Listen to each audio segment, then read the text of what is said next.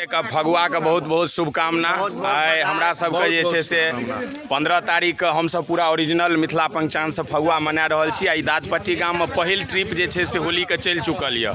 देख सकै छियै जे किनको मुँह एतऽ उजर नहि आ पाछा में आई के ओरिजिनल व्यवस्था के 1 किलो आधा किलो में लागल छै सब आदमी। की पत्रकार साहब केहन लागि रहल? पत्रकार साहब आई पत्रकार साहब जॉली मूड में छै। आई दीपावली है कि 15 अगस्त? एकदम क्लीन बोल्ड क्या देते सवाल होली के मस्ती है जी के सब मस्ती में अहाँ के डूबल जी। तो बहुत नीक सबके बहुत बहुत शुभकामना। हम दादपट्टी मदरिया तरफ से और मिथिलांचल के तरफ से बहुत बहुत शुभकामना। अहिना मनाओ, सब आनंदित रहो।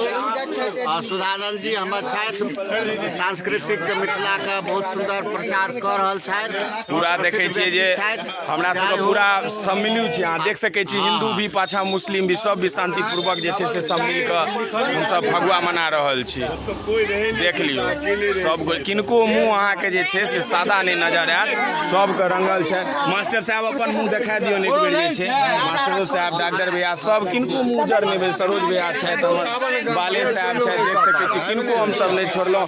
विदेश से एलथि एहि बेर होली खेलाय ले जे छै से राघव छै हमरा सबके पूरा एकदम ई उत्साह जे गाम में छै ओ बाहर नहीं भेटै छै। बाहर में कतऽ एते फुर्सत छै, होली होइते नहीं छै। सारू कहलखिन कि जे मोन खराब भऽ गेल नहा लेलहुँ। हम कहलिए जे ई 7 बजे आई नहेनाइ कोन भेलै? आई लोक नहीं छै, दीपावली छै, लोक साँझ में नहाय। अच्छा आई होली है, अच्छा अच्छा कोनो बात नुजा। आई दीपावली के की कहबै शुभकामना जे छै? दीपावली कथी 15 अगस्त?